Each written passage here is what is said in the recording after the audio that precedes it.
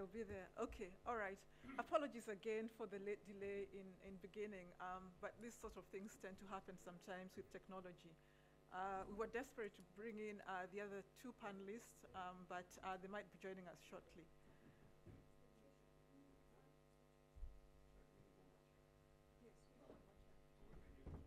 Well, I'll sit there.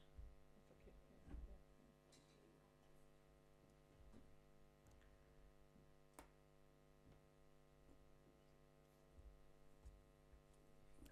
Right. Okay, thank you everybody for joining us this afternoon. Our session in track 2 is University Spin-outs, Licensing and Technology Transfer.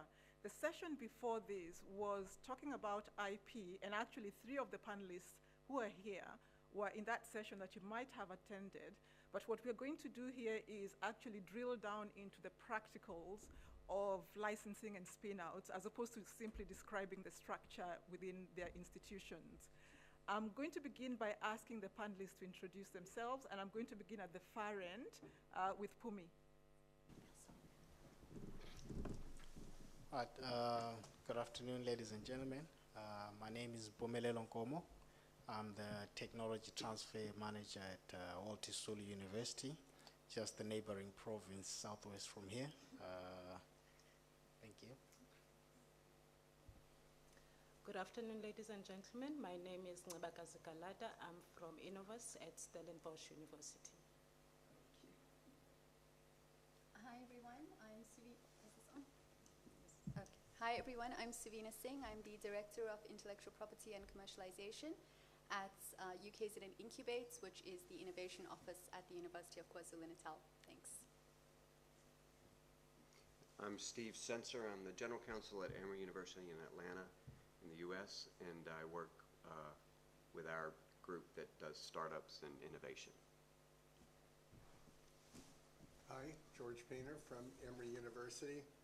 I guess relevant to this meeting, I'm the CEO of Drive. Thank you. So I'll be moderating the session. My name is Watu Amai. I am from the Africa Oxford University, that's based at the University of Oxford, where I run a health innovation platform. I'm going to begin with Pumi, who is going to take us through the practical steps of creating a spin-off and give us a sense of the challenges within his institution, Walter Sisulu, that they encounter there. And this session is very much about thinking through options and how to sort of really get the spin-out question going. So Pumi, over to you. Can you hear us, by the way? Oh, yes, we can hear you. Oh, they've joined us. So, oh, fabulous. It's Steve Bunt. Yes, and please. I think Andre is also on. Andre, can you hear us? Yeah, absolutely. Thank you, Stephen. Good afternoon, everyone. Good afternoon. I'm going to ask our panelists on screen to introduce themselves. I'm going to begin with Andre because he's already on the screen. Andre, please introduce yourself. So, hi, good afternoon, everyone. My name is Andre Crawford-Brunt. I'm a co-founder of a venture fund in the UK called Bravos Investment Advisors. Our primary mandate is to focus on investments coming out of the University of Oxford, and we've raised just over £500 million to date, and have been involved in, I've personally been involved in Oxford Sciences Enterprises since its inception. And we've made 20 plus investments over the last 2 years, and we own a 20% stake in Oxford Sciences Enterprises. That's the permanent capital vehicle which owns a stake in all the IP coming out of the university. Thank you. We'll go next to Jim Wilkinson, please. Is Jim with us? Perhaps we can go to Stephen Bunting. Okay. Yeah, I'm Stephen Bunting. I've got over 35 years of venture capital experience, and I'm retired now. Previously chairman and the managing partner of Abingworth LLP, a life science venture fund, a transatlantic life science venture fund. Thank you. So I don't know whether you had us earlier on, but the idea is that we're going to begin with the South African institutions first, because the roundtable is really very much about thinking through options. So we want to hear their stories, how they go about supporting people at the institutions to develop spin-outs. And we're going to begin with Pumi. single slide. Over to you.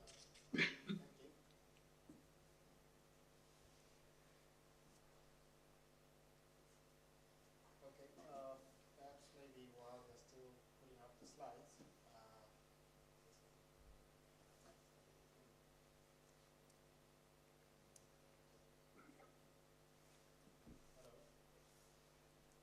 Can we have sound here?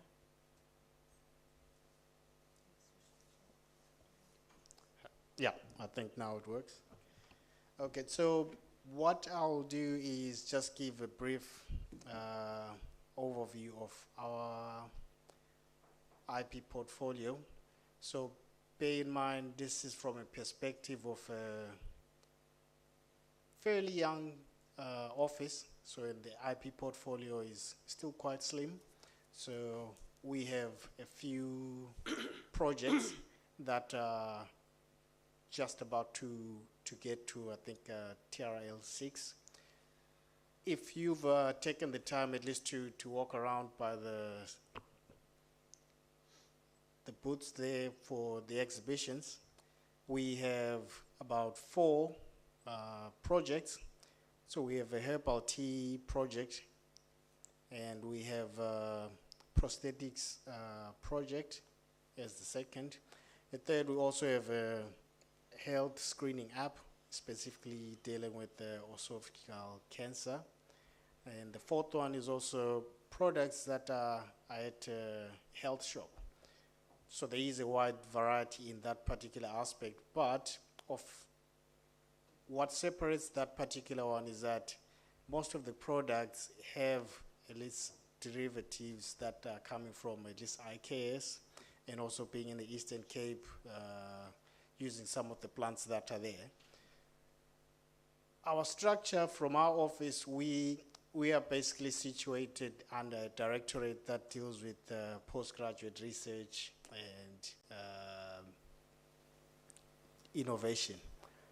However, the challenge with the small portfolio is because the university is also predominantly still more on teaching and learning, the research intensity is still picking up. That also translates indirectly on the type of projects that you can then later on take to commercialization. However, we already have at least a few structures and systems that we run most of the projects through to at least get to the commercialization aspects.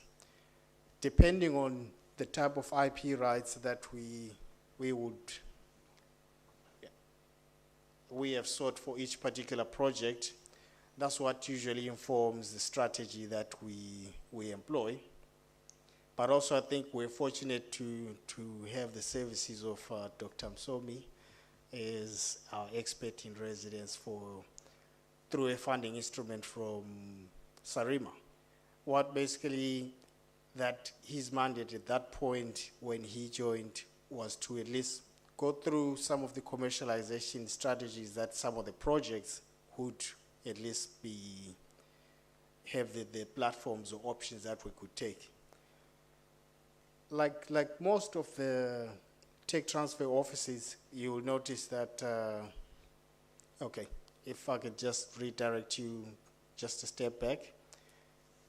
I just put this slide just to show at least the effect or impact that you have if your particular university has a certain vision, how your work becomes a lot easier. So in a few years, I think WSU has redefined their vision to be an impactful technology-infused African university. So I've also put the mission, and then I think below there, just to show how our OTT specifically falls into that particular mission. Because this later assists us in how we can actually drive these projects to commercialization. Because if you don't have that management buy-in, basically OTTs are more or less an add-on in some of these institutions. To them, they might not even know what role or how significant that particular role you might play gets to. And that has implications in how you actually try and achieve your mandate. That's just stats to give you an idea of how small the office is at this stage. It's still growing. As I said, publications and research outputs often have that direct correlation with how much you can actually work with when you're now looking at innovations to get to commercialization phase. So basically, if your starting base is already small, that funnel, it goes without saying, you may have just little to none to work with. But be that as it may, these are the projects that I think I earlier touched on. And those that are in bold are actually exhibiting out here. So take the time to get to our stand, sip some tea from listed health beverages derived from the IKS. We also have a prosthetics project, health-related screening app. So that's basically on a phone or portable electronic devices. Then we also have some that are not related to, particularly to this particular convention, road maintenance projects. Vaccine platform projects, these were linked to some of the COVID-19 efforts, so some of the work that's there was still not up to a point where we can individually commercialize those particular projects. Bio-waste project, that's still ongoing, and the other student management conflict app. I've also just put that arrow to show our initial step when we're moving from, after having assessed these projects and sought the IP rights, it goes through commercialization committee that advises at least university management on what we would say perhaps we are proposing for a startup or a spin-off company, depending on the type of IP that's there. And this, we also move most of the projects to the Center of Entrepreneurship and Rapid Incubator. I think one of my colleagues that's is with us as well by the exhibition stand. They mostly deal with the transfer from that research aspect to the commercialization. So they incubate some of the projects, and should, as an example, you have a PI that's not particularly interested in stepping to the entrepreneurship aspect, I've had some discussions that if you can think about it, try and have them in a company where you bring an entrepreneur to drive that startup, where while you still have the researcher still being kept in to be the technical aspect of it. So those are some of the options that we're still exploring. And for those that we do have IP rights as patents, those who are seeking to at least try and get licenses out, those pose a bit of a challenge, because now if you don't have a wide network where you're dealing with, where you can attract at least industry to come and at least choose or be, that they can identify interests or their interest from any of the rights that you have there. So there is always that challenge to try and specifically seek out some industry partners. And we have a few that we've identified. We're in some discussions with them.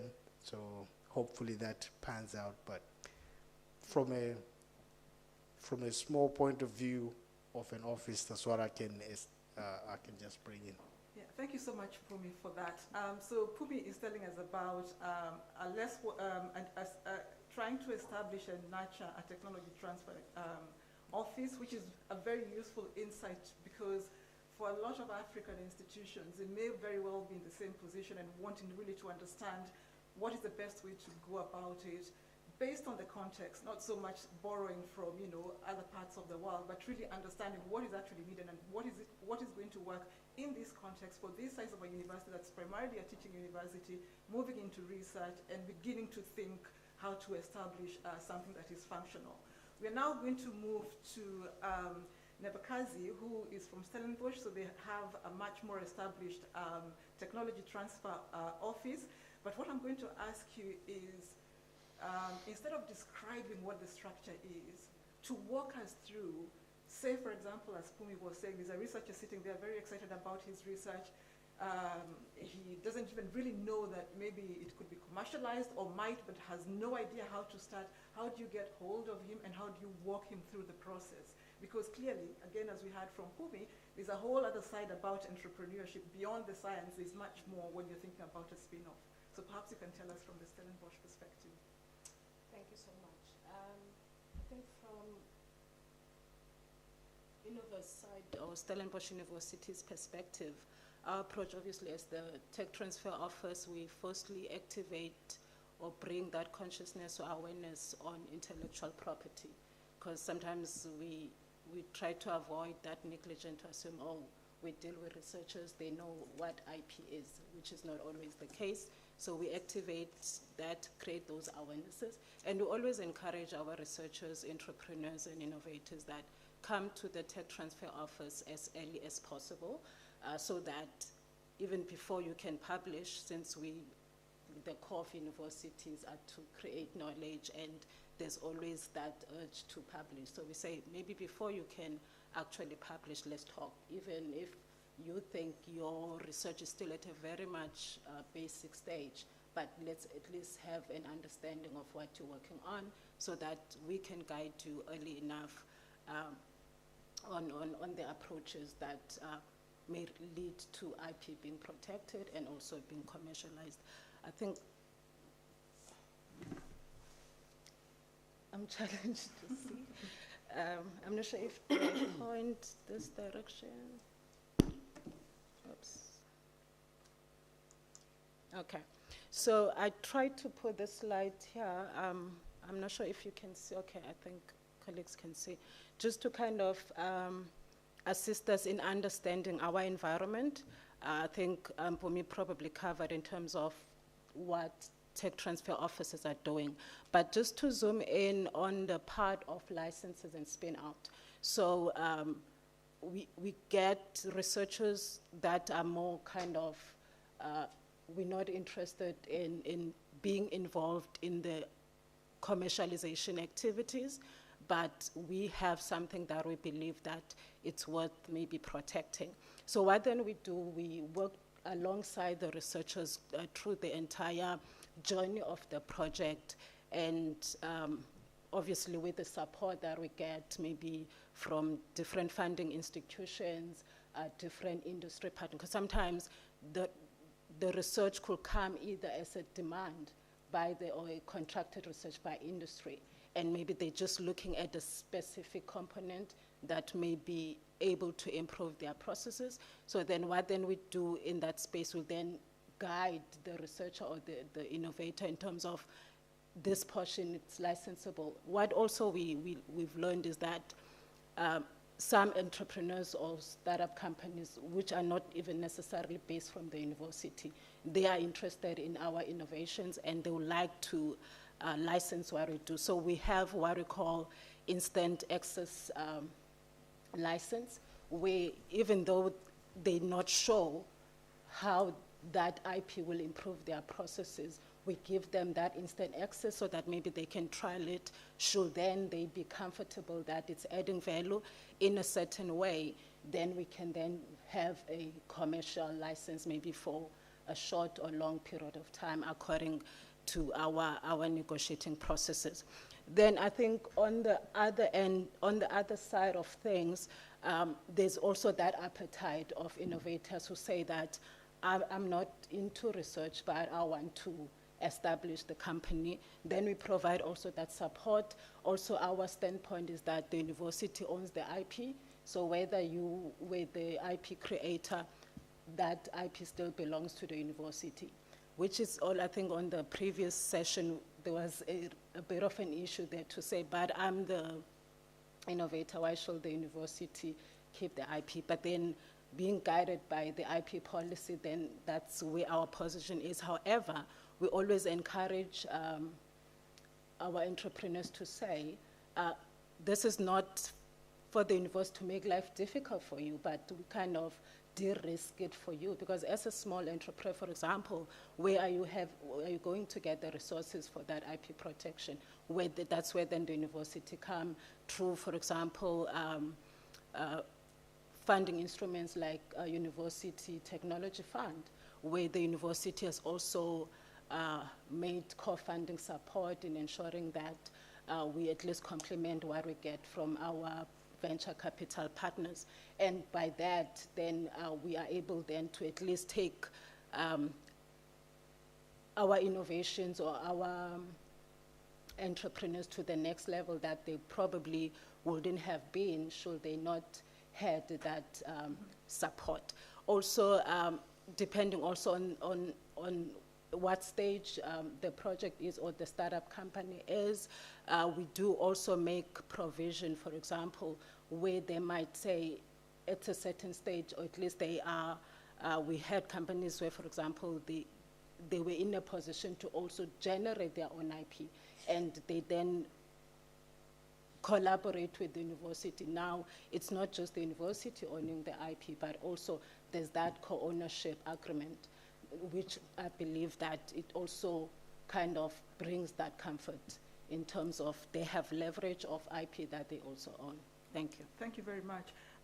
Just very quickly, so you have raised the problem of, actually two problems where the researcher might not be thinking of coming to you, so you have to encourage that end of things. And then the other problem is that they might say, well, it's my IP, why does the university need it? Are there any other, as an established TOT, two other key problems that you encounter when you're trying to get spin-offs going that you would say? I think one of the main challenges we're finding is where there's a lack of champion in the project. Okay. Where maybe even at the beginning of the project there was never commercial thinking, but obviously because maybe the TTO has intervened or maybe saw an opportunity, then we guide them to that direction. So sometimes find that because of that lack of a champion, it's easy that because we live in a global space, people move and find other journeys elsewhere. Then you find that because of that lack of a champion, the project can also collapse if that person is not there or if that person has left. So we always encourage that, let there be a champion who will take that, because otherwise it might end up being a kind of futile exercise in providing support in there. So always, and this is also what I always advocate for, especially for young people, that most of the time we depend on senior researchers or PIs who are leading the project, and there's no that building of the pipeline to ensure that whether the senior professor maybe retires, there's also that uptake. So we always encourage that let there be that strong hand-holding between young innovators, young researchers, and the seniors. Fabulous, thank you.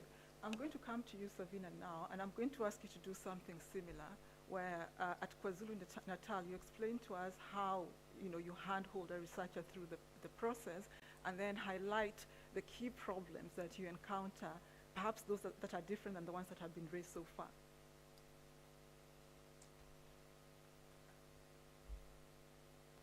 Thanks for that. So yeah, definitely we experience the same challenges, and yes, a lot of hand-holding, but we prefer it that way, because we, in terms of going the hand-holding route, you as the TTO can do things according to best practice, as opposed to a situation where the academic chooses to do something on their own and then runs into a whole lot of problems, IP, contractual, et cetera, and then you're having to sort of figure out how to unbundle this mess. So we prefer the hand-holding route. In terms of, just to give it a little bit more context around UKZN, so we're also a research-intensive university, and our audience might be aware of CRIS, for example, in terms of its successes around the COVID-19 strains that they've identified. CAPRISA in terms of, you know, its work around HIV, the African Health Research Institute, IRI. So we have world-leading scientists and world-leading research institutes, but, you know, just to compare, for example, with my co-panelists in terms of Emory, we don't have, you know, those successes in terms of those blockbuster drugs, for example, right? So I think that's like a very, very big question for us, you know, and I think if we can figure out how to overcome these challenges in terms of this enabling environment that we want to create, we're hopefully going to get a little bit closer to you know, getting those kinds of successes. Just to pick up on some of the things my co-panelists have already mentioned, I think the identification of those early stage innovations, you're not going to be able to identify them as successes immediately, right? I mean, it's pretty much you try to support and invest in as many early stage potential commercializable successes that you can within your limits. But I think the pipeline that's my first co-panelist had mentioned, that's really, really critical.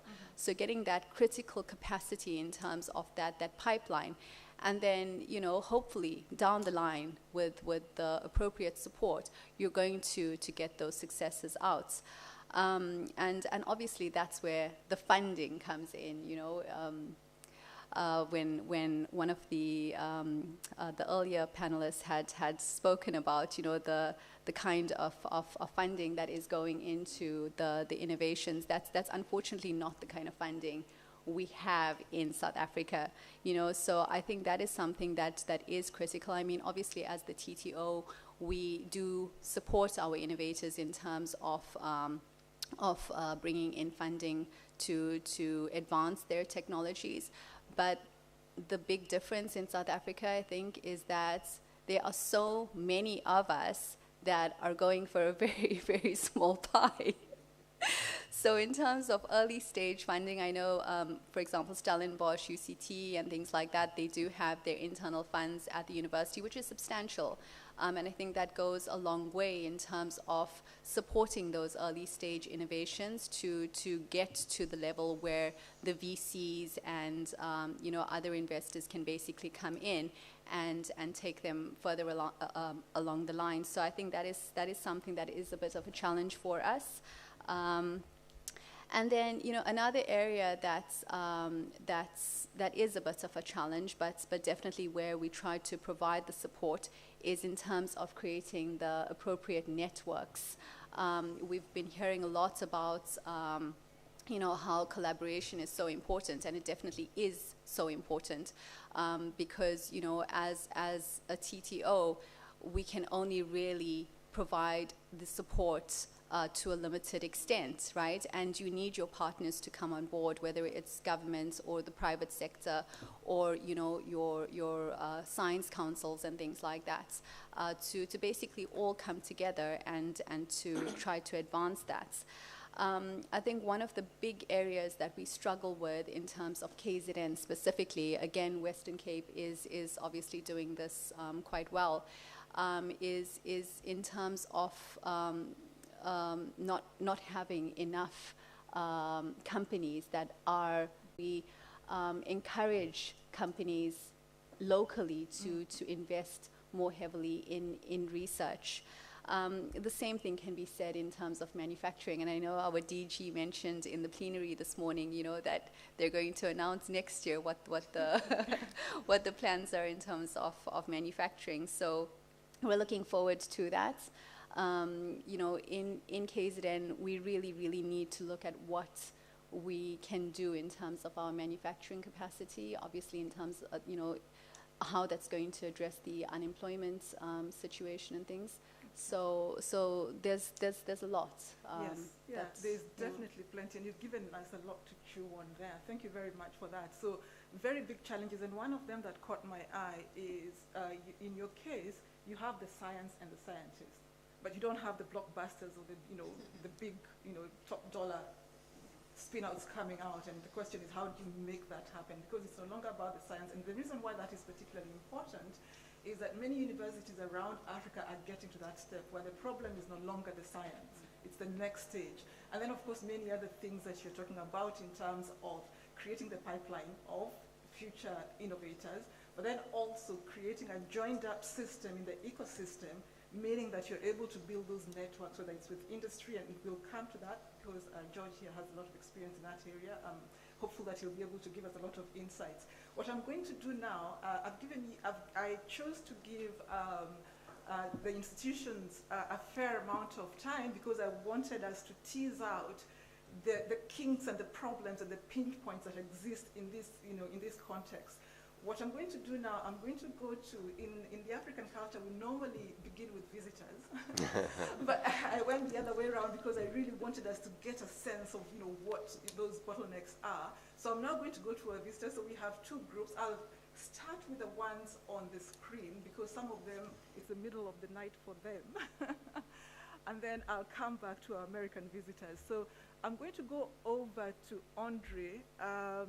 And Andre, it would be helpful for you to give us an insight, before you tell us about the Oxford Science Enterprises, to give us a sense of possibly, if you can, how the Technology Transfer Office at the University of Oxford, so that is the Oxford University Innovation that works very closely, wholly owned by the university, help with the transfer and licensing and all the rest of it. So you give us a sense of how that fits in with Oxford Science Enterprises, which is a preferred partner for the university when it comes to funding this venture. So you give us that link and give us a sense of how it all comes together. Thank you. Thank you very much.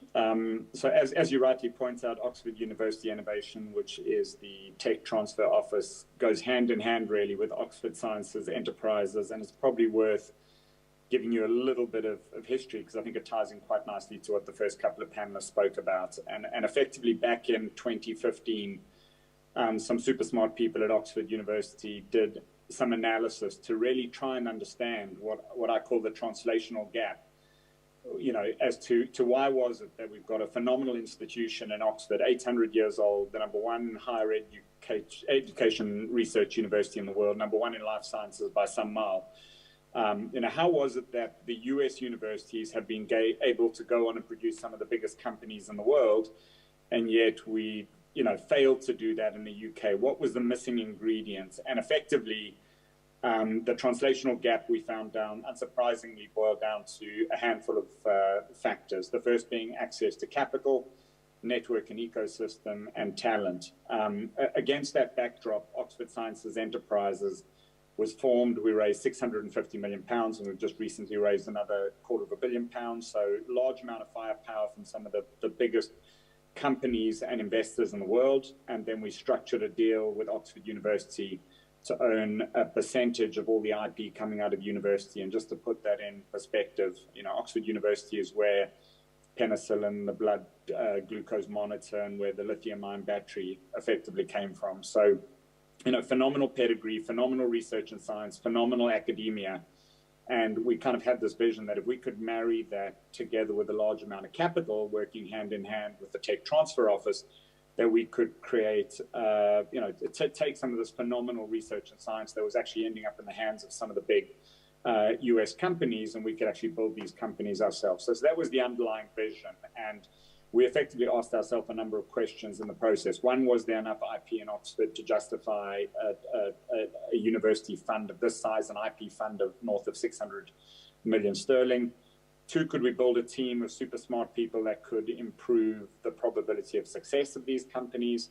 And, I think if you, and three, what would sort of be the failure rate around this portfolio? And do we have the skills at late stage to help take these companies right the way through from spin out seed stage, all the way through to commercialization? And I think if you fast forward 6 or 7 years now, which has kind of been the lifetime of OSE, we spun up north of 100 companies, the most high profile one obviously being the Oxford AstraZeneca vaccine, which, was by a company called Vaccitech. There's more IP in Oxford probably than some of the largest companies in the world have access to, so we feel pretty validated on that front. We've built a team of super smart people within OSE to work hand in hand with the Tech Transfer Office to help identify and help set up these companies. And that process, I think, touching on one of the earlier panelists, has become a lot more efficient. The process to spin out has become more commoditized.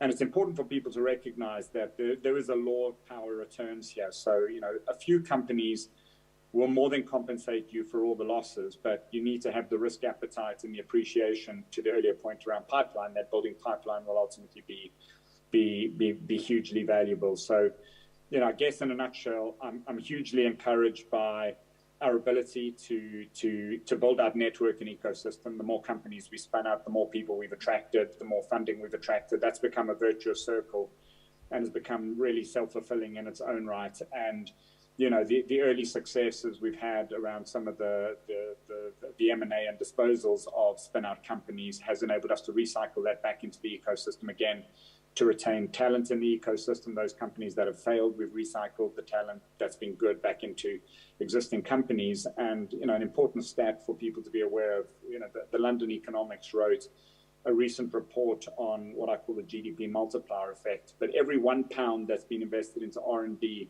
and teaching in the Oxford higher education learning system has had a £10.30 impact on, so north of 10x multiplier effect on the UK economy. So there is no doubt, as the UK becomes less relevant in brewing and banking and retailing, the focus is more and more on innovation. On this technology transfer lies at the heart of it. And, I don't want to misrepresent. There are obviously still frustrations that happen in the length of time it sometimes takes. But the process, as I said, has become more efficient, and I'm hugely encouraged. And I think, the OSE model and the likes of what I do at Bravos, then, coming in behind OSE to support these companies, to add expertise, to bring, more support and more ideas is frankly what, we're starting to see in terms of, that network expansion. And, I think in the post-COVID world that we operate now as well, access to talent, you don't need to live 10 miles within the M25 or Oxfordshire to sit on the board of a company now. You can sit anywhere in the world. So really the opportunity, I think, for South African spin-outs is to try and attract the smartest talent in the world. There is no reason that borders should confine our ability to do that.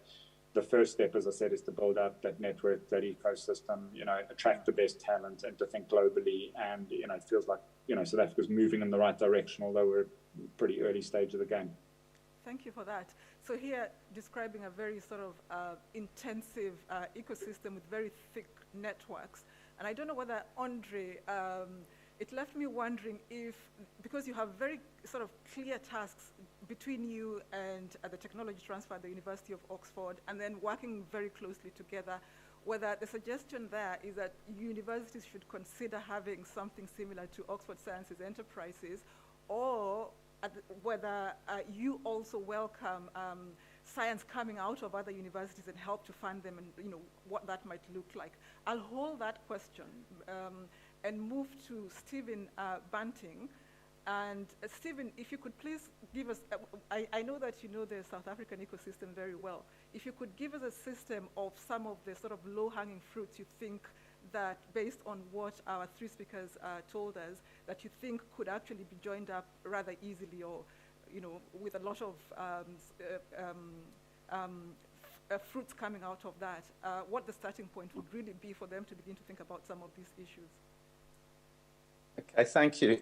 Look, I think that the first thing I'll say is that tech transfer and spin-outs is a very challenging issue for any university in any country. It takes, initially at Cambridge, there were two guys that handled everything, all sectors. And it was very early on in the whole biotech scene, but they had to cover everything, including non-biotech. And they focused more on facilitation than on actually necessarily getting the best possible terms, because the most important thing is to get that technology licensed and out there. If you're spending a lot of time negotiating terms, you're getting fewer deals out, and less is going to happen. Amazingly, although there were only two people, they were somehow very skilled, and it actually worked. But remember, it was early days, and there were fewer pressures on their technology transfer offers.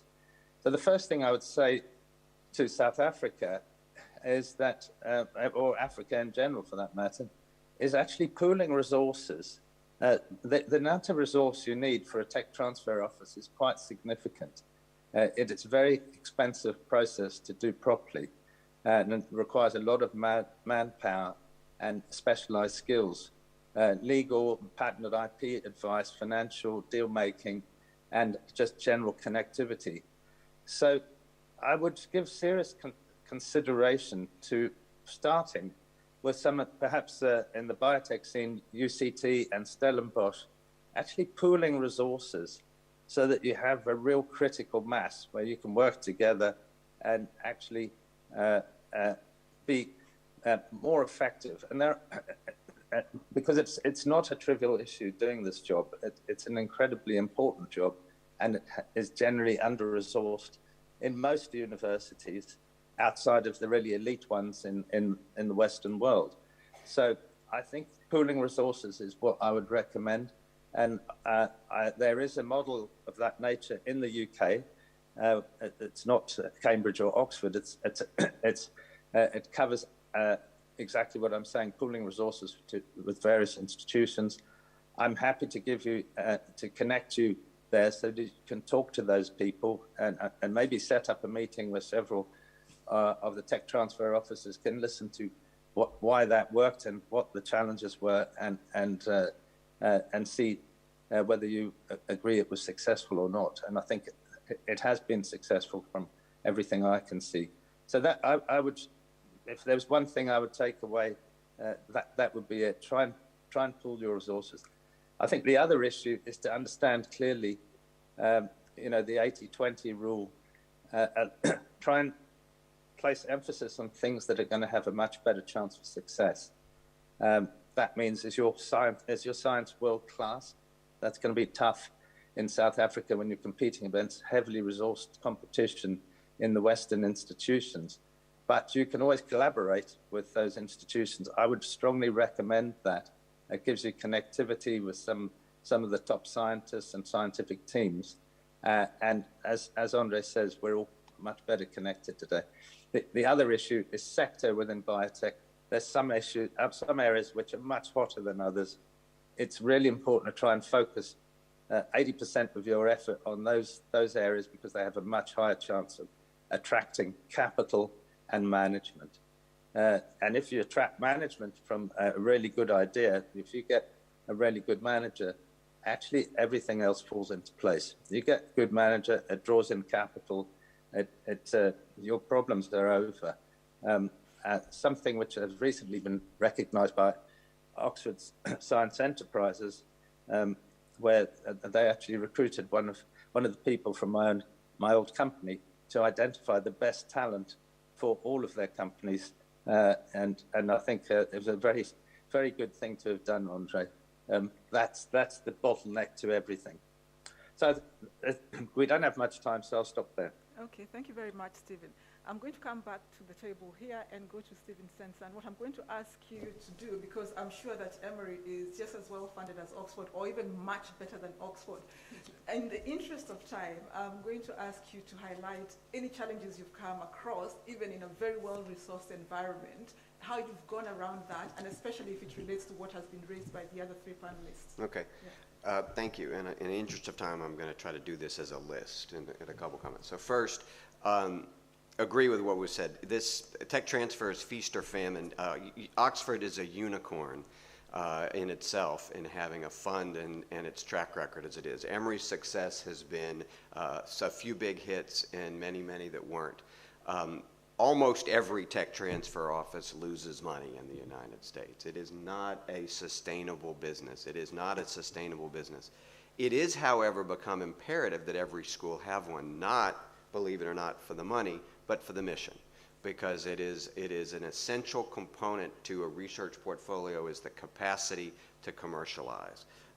So they're here. It's important. Point one is to tell your leadership it's not going to turn a profit, but it will accrete to the mission and occasionally will yield substantial revenue. Then I'm going to make a few comments about faculty and how we deal with them and to sort of reinforce some of what was said and maybe point something out. First, completely agree, you have to have a faculty champion. Without a faculty champion, nothing will happen in our world. As long as they stay in their role. Faculty self-select to be faculty and inventors. They are not CEOs. They're not drug developers. They do what they do, so you got to have this combination of brilliance and humility that they've got to be really believing in it and pushing it. Point two, related. I'm not so sure I'm a believer in the broad that all faculty need to understand IP. There are many, many bad ideas out there, right? And so a faculty member that is not motivated and has some maybe twinkle in his eye may not be worth a whole lot of investment.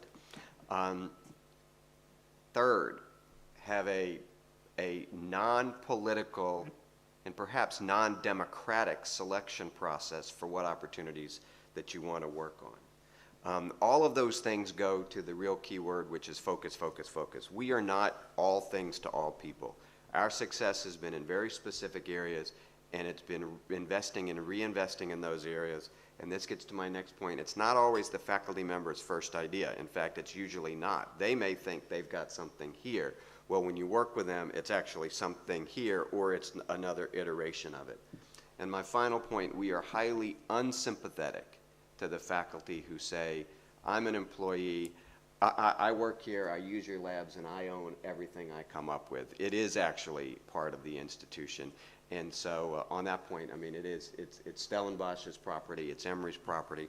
And then finally, the funding for innovation is never enough. Perhaps at Oxford, when I listen to that, they may have enough. Everywhere else, it's just by definition never enough because there are too many ideas to pursue.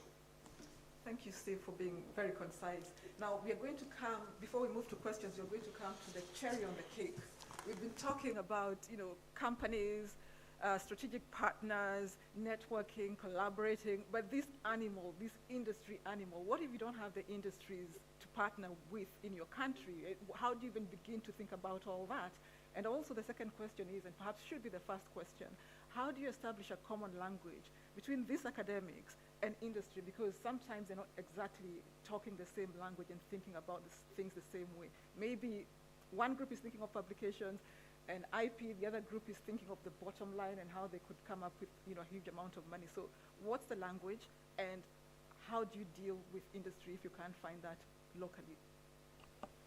Well, what you said is interesting. I mean, my joke about this is after 14 years in pharma and 16 in biotech, I came back to Emory and I needed a cultural anthropologist with me because the missions are very, very different, as you said. When you have a research environment filled with a lot of very brilliant people, many of whom are funded under grants to discover, and those discoveries are the remit to oversee by tech transfer, versus on the other side where you have, and the right word that was brought up earlier is translation. The idea is translation. How do you take that invention and how do you turn it into a potential product? So again, so you go from translation. Well, Emory's a major research university. They're world leaders in neuroscience and oncology and everything else. So I came back in 2012 to form Drug Innovation Ventures at Emory. And the idea was to bring drug developers who could translate the inventions into a potential product, move it down the development road, because it's very difficult to sell innovation out of tech transfer because often there's not enough information around it to make it attractive. It hasn't been de-risked enough to finance. So when we looked across the breadth of the university, and I think, Steve, we disappointed a lot of people at Emory, but we focused, okay? So we picked an area where, one, there was non-dilutive capital, translational science money, hundreds of millions of dollars of it available from the U.S. government. So that's one of the key. It's easier there because that capital is accessible there. And that capital now comes under the guise of translation, not invention, not a grant, but translation with go, no-go and endpoints that drive you to a point where you have an asset that's describable, so venture people can look at it and see if it's worth investing in. So the key around that for us has been focus, right? You can't be everything. I worked for Glaxo Wellcome. Well, you notice it's now GlaxoSmithKline. If they had all the money from Tagamet and remitted in those days and access to everybody in the world but couldn't do it, why couldn't they do it? And it's a lot on focus. So take what your university's best at, what you can focus on. See if it's translated into a product, there's a pull market. Is it needed?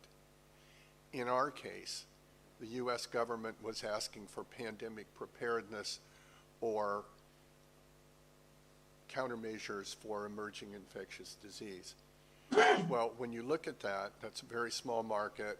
Government markets are notoriously fickle. They can change. But the way we did that is you look at assets that have dual use.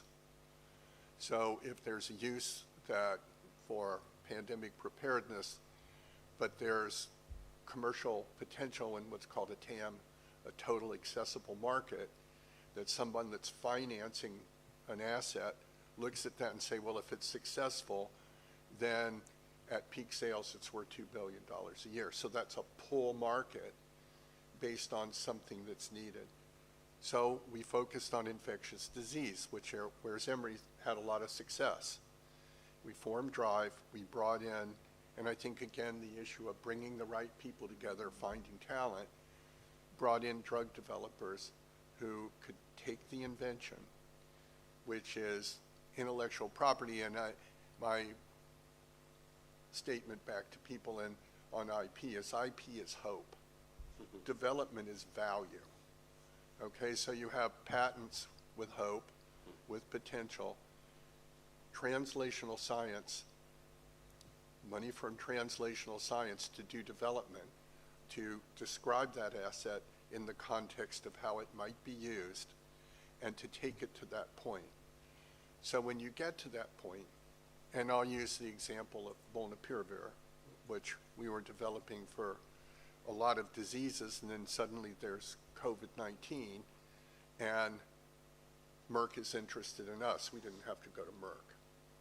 So I think that if you guys look where your talent is, look where your IP is, and then say there's a gap in translational science, and to a point that was just made, those translational people don't, at this moment, need to be sitting at an institution in the RSA. You can reach out to them electronically, all right, and get some help to learn how to translate. And then on the other side, out of OTT, start doing market analysis to see what people want, and then go back and match that to your research portfolio. So that's basically what we did at Drive. And staying inside of our focus, access to a lot of non-dilutive capital from the United States government, and then old connections. I think, again, the networking, setting up a network.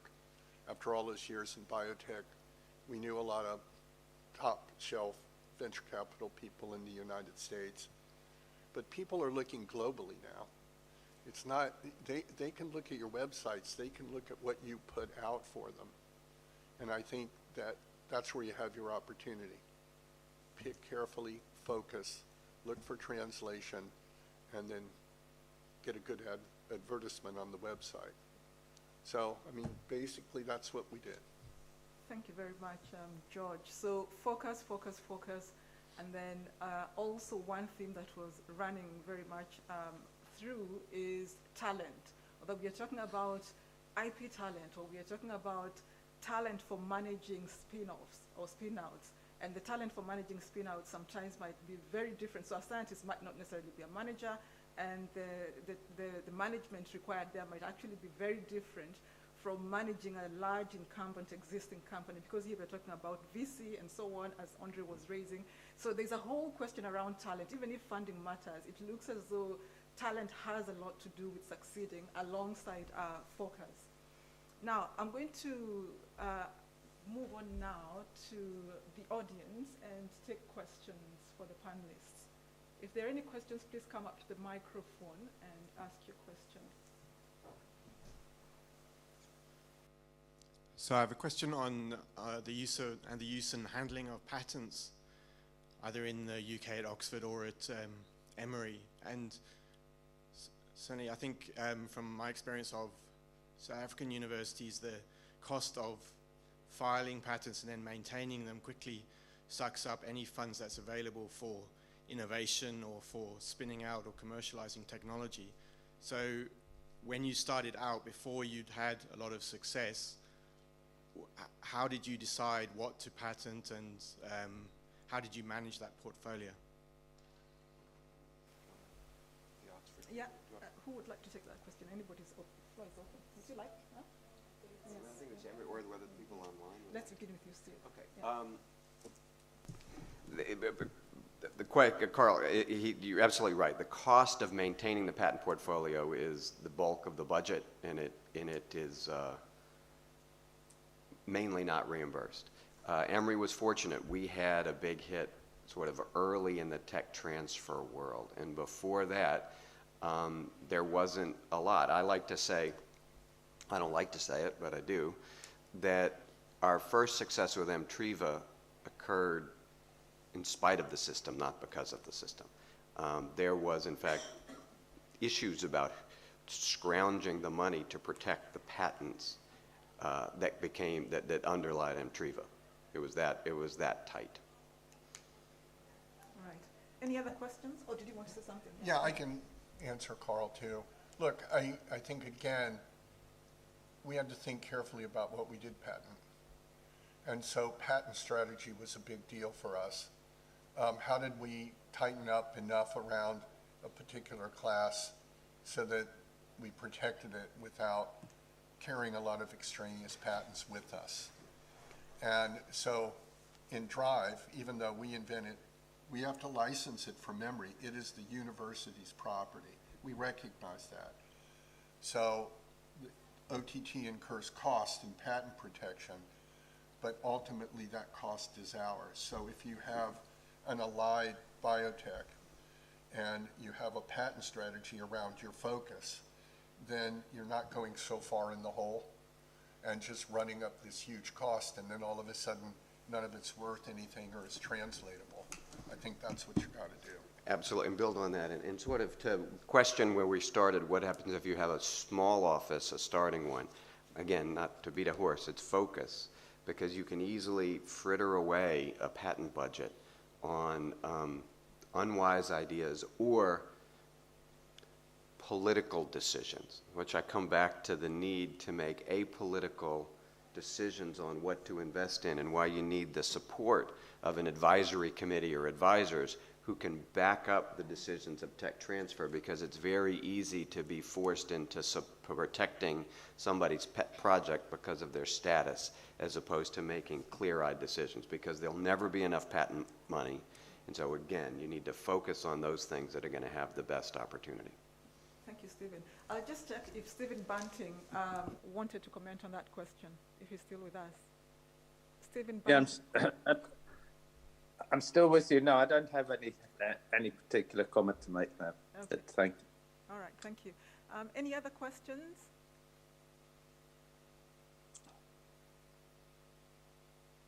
There doesn't seem to be any other questions, but the panel might have questions. So, any questions, Sabina? Any question, Pumi? Any? Yeah. Thanks. Yeah, so what I was wondering about during the plenary when George spoke this morning, you know, one of the challenges that we have when we're licensing, obviously it's always a fight, you know, in terms of we try to get the highest royalty, and you know, there's pushback. So, what's your experience in terms of you know, that negotiation? You know, how do you get it right? That's a tough negotiation. And, well, again, it's, you know, I've raised a lot of venture money as a CEO in biotech for all those years. And finally, someone told me, a venture capitalist that was socially challenged, and would say things, is how much is something worth, right? That's what you're asking. Well, the answer is what someone will pay for it. And I think for us, we went back and we've done 2 deals directly with pharma, and we had done our market research. One of them was, I won't name the company, but there's a representative here I know. We knew that they were in a war, in a therapeutic area war with Gilead Sciences. We found something for them, and when we went to them, they were in a disadvantaged position. And in the case with molnupiravir, we had motivated people that felt they had a social responsibility to answer the call for COVID. And they knew what our mission was, and they knew we needed money, so we negotiated a good royalty rate. And real quick, and unless you've got advisors like Oxford with a fund, or your universities are at an information disadvantage when it comes to negotiating the financial terms. So I'd say it's essential to get advisors who can help you on just these issues, because even if the right answer was 7, right? If you were just the university, you're going to get whittled down because they're just going to be able to beat on you and say, you don't know what you're talking about. So it's really to have market information, and also for the other side to know that you have market information. All right, I'm going to Let me say one last thing, because I think there's a solution. Steve's right. Yes, you can find advisors, but 2 things. The drive model, where you start translating and you start de-risking the asset, it's not just a discovery. It's an asset that's been de-risked by getting information, and you've developed it, okay? That's important. The other thing is, go buy a marketing analysis. They're commercially available. And you can have some information. You're not flying dark, okay? You've got some information to guide you. So with the board, a market analysis, and a little bit of value added by development, you're in a much better position. Okay, thank you very much. Sorry, just Yeah. okay, just to follow on about that, it's not so much about the reports and things like that, right? Because you can have the numbers, right? But again, being at the disadvantage, if you only have one licensee, it's almost like how much can you push it until you sort of it's like you're not in a position to walk away. Well, Yeah. because Can I just pause there, because I want to engage the guys on the screen as well. We'll come back to the question. And yeah, it's a good question. Andre, are you still with us? Yeah, absolutely. Yes, yeah. Perhaps you can give us a few insights. And I would be interested in hearing about Oxford Sciences Enterprises, because that's a massive fund. Not every university has such a fund. If someone from Stellenbosch wanted to get funding from you, how could they? And if they could, how would they approach you? So the mandate that we have at Bravos is to invest primarily in the spin-outs that come out of Oxford University. So, we decided that it was better to understand that focus would be, in a really competitive environment, which, the venture space is.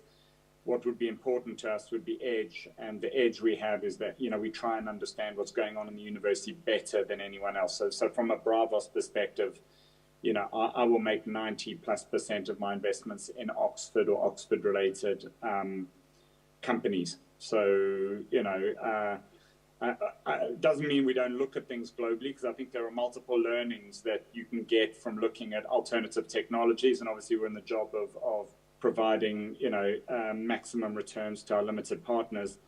But, so we're always looking at multiple technologies or competing technologies to ensure that we don't have a blind spot. But the mandate that I decided to try and focus on from an investment perspective was, primarily just understanding everything within Oxford better than hopefully anyone else. To the earlier point around, if you look at the venture funding markets last year, there was roughly $670 billion invested. So it was a record year. We're in the midst of an environment where there is a huge macro or secular shift of money from public markets to private markets, and I think that bodes particularly well. If you look at the if you look at the available funding from venture funds at the moment, is over $500 billion globally that's been raised that's yet to be invested. But still, I think one of the panelists made the earlier point, Oxford is fortunate we have a phenomenal brand and phenomenal access, but the demand for capital is significantly greater than the available capital, and that's part of just the explosion in innovation that we've seen globally, the ease with which one can set up a company, and the convergence of multiple trends. So we're really living in a particularly interesting and fascinating period of time now. But, my gut feel is you need to be particularly careful in how you think about, again, depending on your mandate, where you're investing, how you're investing, because ultimately the returns are what count. Thank you. I'll still check whether Steve Bunting would like to comment on anything he's had so far, just in case. Yeah, look, I think the real issue is funding in the West has been very challenging, but it's been very successful as well. And there's huge amounts of capital. But if you wind the clock back to 40 years or whatever, it was a very different scene. The problem is that the Western venture capitalists and risk takers largely invest in North America and Western Europe. And I doubt that there are many US venture firms who have invested in Africa. So the challenge we've got here is how do you do it if you start in say, South Africa, where you've got some good universities and good science. And I would say you're going to have to collaborate, I think, or think more about collaborating with some of the elite laboratories in the world, and also identifying people who are entrepreneurs who can add value. Maybe some people who come back from the States to South Africa, people who've done it before. You need people like that who really galvanize the effort and focus. And it's a non-trivial task. Remember, it was non-trivial in the UK. We never invested outside of America initially. Then we went to the UK, and eventually we did Europe as well. It was a slow process. So I think the question we should all focus on is how do you make it happen in South Africa and Africa? And what are the constraints, and what are those, how do you focus and resource it? Thank you. I'll take a final point from George. Well, I mean, that was an interesting answer, and to come back to yours, I think if the government will step up and provide non-dilutive capital for translation, that's the best thing that could happen for your innovation effort, right? So that you take it to a value point. And again, I'll go back to that one case. It was for hepatitis C. So you have a competing entity, something that's de-risked. Skip the venture capitalists, you get more money. But, in the absence of translational money, I think the suggestion that was just made, while you're building capacity, look for foreign partners, offshore partners. That's why we're here. We've been here a long time. And so there'll be others that start looking at your science as it matures, because innovation is priceless. People are constantly looking for innovation, and there are people like us out there that know how to translate it. So until you get that talent, until you get the process, the idea, the suggestion to look offshore is a good one. Look for good partners, and then try to cut a good deal in what you own as you amplify and take the risk out. Thank you, George. Let's give a warm round of applause to a fabulous panel. And thank you, everybody, for bearing with us. We obviously ran over time, but we had a few technical glitches at the beginning.